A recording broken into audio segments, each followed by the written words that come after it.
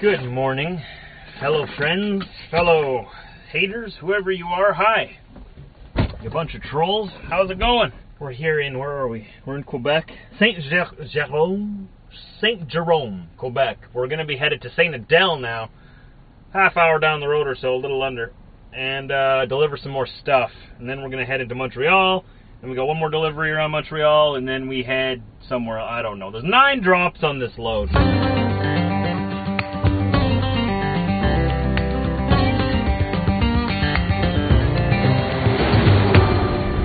Like I said, it's not very far to our next delivery. That's 4 of them sort of bunched together here. I don't know how many we'll be able to get done today. That first one took all morning. It's now after lunch already. So I'm guessing I can get this one off, maybe another one. Maybe I'll get all 4 done today around Montreal. That would be nice, but all the customers closed at like 5 o'clock. And it's sort of like, as soon as I can get there, that's when they'll take it. First come, first serve, right? We haul whatever we can fit in the trailer. Whatever you can put in there. I'm under contract. I can't talk about what I haul. I know a lot of you guys wonder, you know, what's in my trailer? What do I haul? I can't confirm or deny anything about what's in the trailer. Just so you guys know, I have an obligation and a contract that I cannot do that. So, you can use your imagination. I have 9 drops, 9 big pieces on my trailer, and they all close at 5. First come, first serve. It's kind of a busy kind of load, you know. I have these quite often. A lot of the freight I do is LTL, less than truckload. It keeps me busy, whatever. I get paid for every delivery I make, so it sort of balances out at the end of the day when I don't get as many miles. I thought this, I thought this road was splitting. That's why I'm in the center lane. That's right, I got to be in this lane. We want to go towards Saint Adele. This road here says Saint Adele. Kilometers. Keep left onto 15 north. Trucking must have been so much different before GPS were around. When I started 10 years ago, GPS was already a thing. But my dad's been driving like 30 years. He didn't even use a GPS till a few years ago. Total different world, you know what I mean? Saint Adele is such a nice little town. Beautiful area here in the hills. Some really nice homes in the back country up the hills there too. Just amazing. This guy on the right. Turn right on Rue de Lane Forge, then turn left. Yeah. They even have sign holders in Quebec in the wintertime.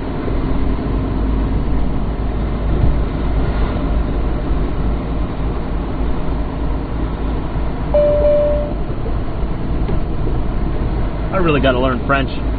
It's hard to learn Canadian French, because Canadian French is a little different than French from France. It's different.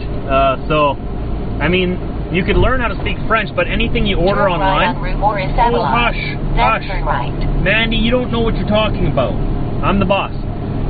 You can order CDs of how to learn French, but it's always France French, right? And then it's different than Canadian French. You can see up ahead there the ski slopes. There's some off to my right here as well. Winter sports are huge in Quebec. You know, everybody's got a snowmobile or an ATV, or they go skiing, or they go snowshoeing, or cross-country skiing. Like, people in Quebec are very active. They really like to have fun and make the most fun they can out of winter. I've noticed that coming here. Lots of stuff to do in the wintertime. It's like that in Manitoba too. All the French towns, most of the people in French towns, you know, they got fun toys, snowmobiles, ATVs. They go out and enjoy the planet, enjoy the world, enjoy the country. I sort of came from more of a mindset of work. If there's no time for fun, too bad. You got to work. If there's time for fun after the work is done, well then, good for you. But not too much fun now. We're German now. We're serious. Don't smile for too long. You can't smile. You gotta work. That's sort of the way I am too. It's work. But I do have like my quad at home. I'd like to have a snowmobile one day. I try to find a balance. I just know that French people, they go out of their way to make time to have fun. I'm gonna quickly stop in at this little rest area here. The fancy one. We stop here every time we're here. It's like got that McDonald's that looks like a castle sort of thing. Or like an old French building.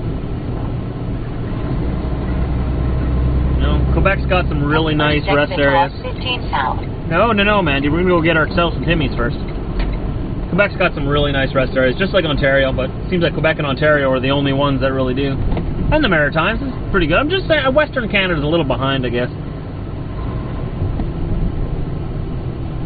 We're a little more rough, redneck out there, you know. Oh my, okay, it's full here.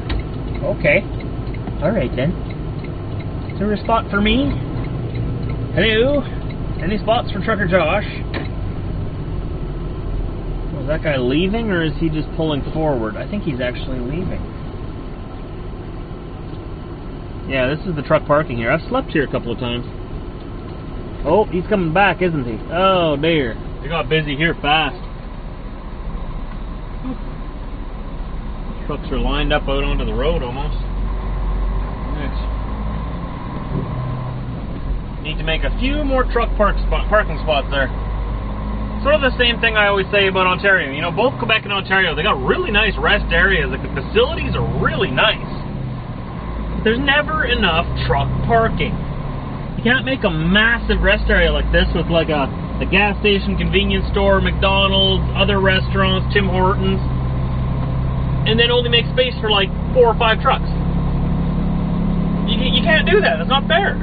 It's not fair. You gotta make at least like 30 spots for trucks, at least. We're your main customers when it comes to coffee and food. Because, I mean, a lot of these people, they can go eat at home. Exit right onto our 15 south. They're just in their personal vehicles. We have to get food. And if there's no place to park, we have to keep going, and then you don't get our money. You know what I mean? Truck parking, very important. If you're building a new facility, or if you're hearing this and you're a part of an organization or government body that can do something about it, remember, the only thing you need to know or remember about building these rest areas is how many trucks can you cram in there, like comfortable. Make a big parking lot for trucks and don't overthink it. Just big wide open area, paint some lines, there you go.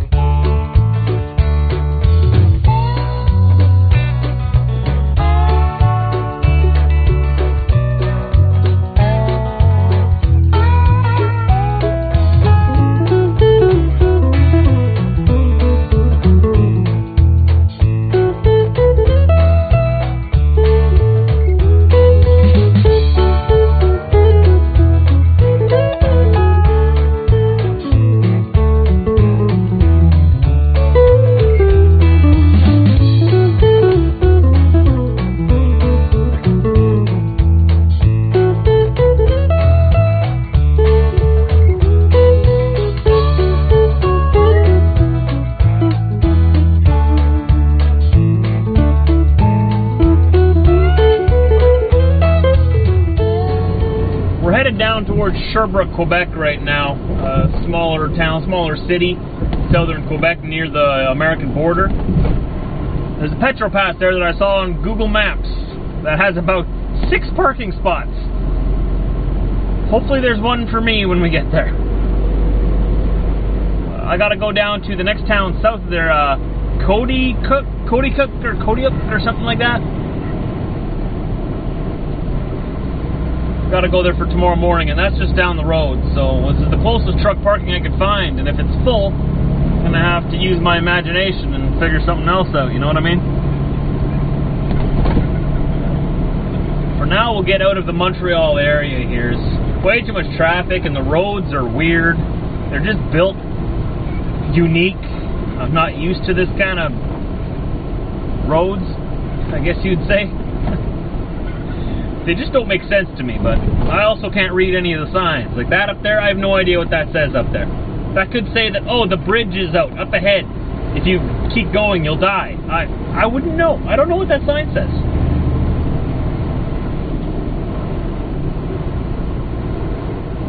I think we're going to go through a tunnel soon. I don't know. All I know is I'm not supposed to be in that far left lane.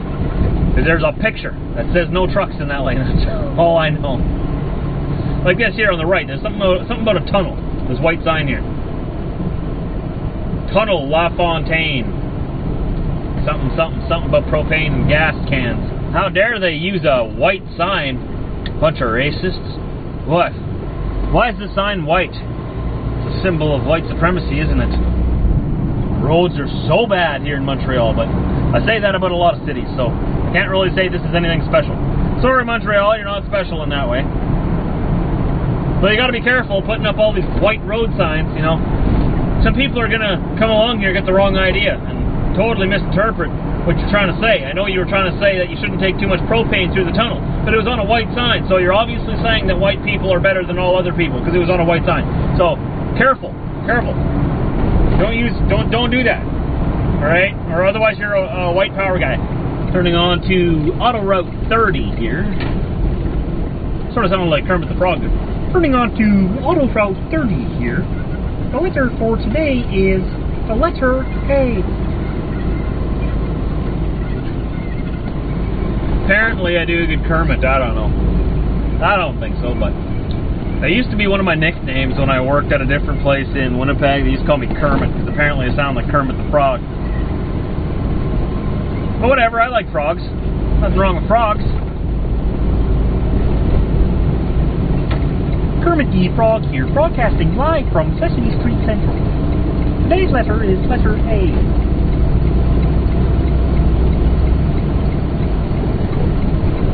Okay, so from here we go 14 clicks down the road. Continue 14 kilometers. I just told him that, Mandy. Thanks. You always gotta get her input in there, you know. So I'm gonna go to exit 67, go to auto route 10. Alright. I love how in Quebec everyone drives like minimum 10 under the speed limit.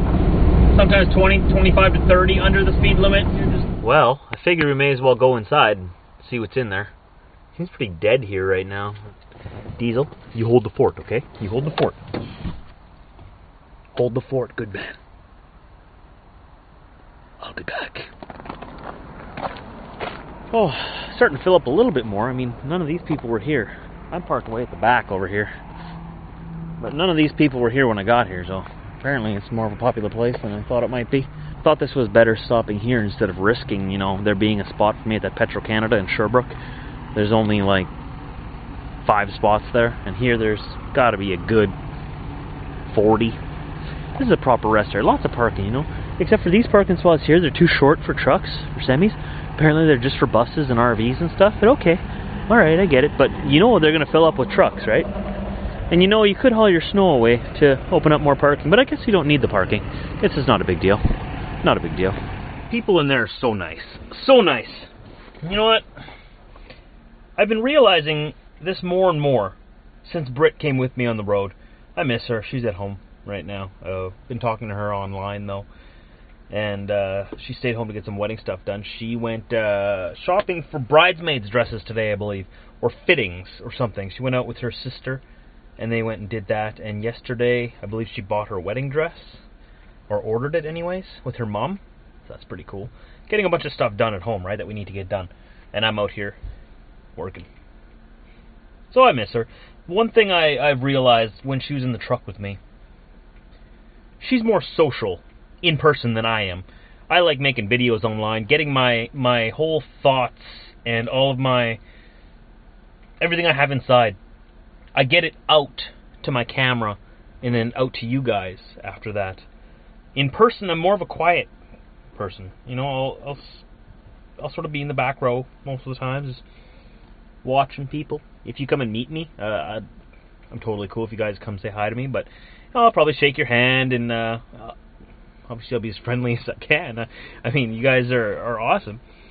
But people have noticed that, you know, I'm just quieter, not as outgoing and whatnot. And Brit, on the other hand, is very social. Very social. She loves talking to everybody. She loves everybody.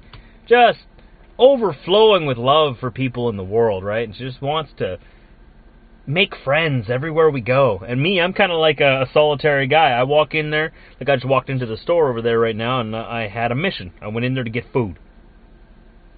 I walked in there, I was going to get food and walk out, like usual.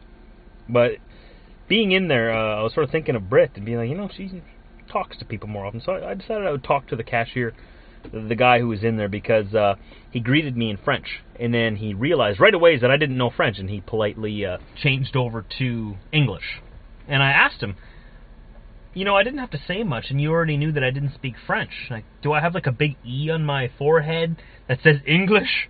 He's like, no, I can just tell by your accent and the way you greet me that you're English, and I switch over to English for you. I said, you know what, that's one thing that's pretty cool about Quebec. I've been talking really good about Quebec lately, haven't I? Don't worry, friends out in Alberta. Don't worry, still got your back. I'm still a Western boy, don't worry. But being here sort of opens your eyes to, if you look past the differences, look past the political differences between Quebec and Alberta, and the West and the East, and you just sit down and you just talk to the people. Super, super nice people everywhere you go. Not just here in Quebec, Alberta too, Manitoba, Ontario, all the other provinces that I'm not mentioning right now, you're all included in this. And all the states too. I find that when I'm by myself, I focus more on the negative people for some reason. They stick out to me. You know, the drivers that cut me off, the people that don't know how to merge properly. When you go into a truck stop, the grumpy cashier would stand out to me more as opposed to the friendly one. I would remember the grumpy one. It's like, man, those people were grumpy in there. Meanwhile, when as opposed to when I go in there with Brit, we would both come up with different opinions, because she would see the good side of the experience, and I would sort of sometimes focus on the negative. And I'd walk out and be like, man, you see that guy in there? He was grumpy. She's like, what guy? The lady in there was so nice. It was so nice. And then I sort of have to sit and reflect and be like, yeah, you know what? I was just focused on the wrong thing, and the wrong person, emphasizing the wrong experience within an experience inside a store. Does this make sense to any of you? My point is that there's good everywhere you go. Good people. But there's also bad and grumpy people and miserable people everywhere you go. And it makes me reflect on my day, at the end of my day. And I sort of think to myself, which person was I today? When people came into contact with me, whether it was in a store like this, I came into the store to buy some food and some milk, or whether it was a truck driver passing me, giving me a friendly wave, and I sort of just give them the cold look or the cold shoulder. I'm bad for that. I don't wave back very often, and I probably should. They're just being friendly. Was it a receiver? Maybe I was just annoyed that the freight wasn't coming off. Maybe I was really tired, and maybe I seemed a little annoyed, and they got a bad impression off of me. Which person was I today? Or was I the person that every single person I met made their day better? So when people come into contact with me, what I ask myself is, did I, even if it was just a short little handshake, short little smile, holding the door for somebody, make eye contact and smile, how many people's days can you improve? Am I making any sense right now? I know I'm tired, but try to think to yourself, how many people did you meet today where you actually improved their day, made their day better, maybe made them smile? So thanks for watching my videos. Thanks for hitting the like button if you did like the video, and leaving a comment down below. That helps me with the YouTube algorithms, just to get the video out there more. It's the best way you can help the channel. It's just engage. Let me know what you thought of the video. Let me know what I could do better. I'll see you tomorrow, anytime after 4 a.m. Central Time. If you're new here, glad you're here. Hit the subscribe button, and I'll see you tomorrow.